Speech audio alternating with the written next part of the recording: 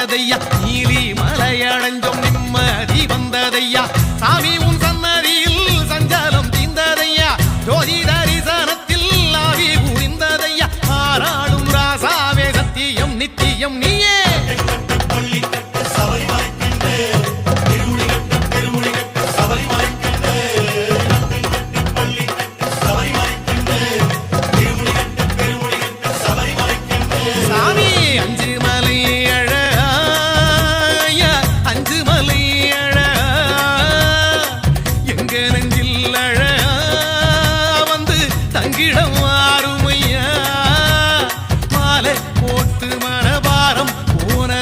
காவி போட்டு கணக்காமம் பறந்ததையா காரணம்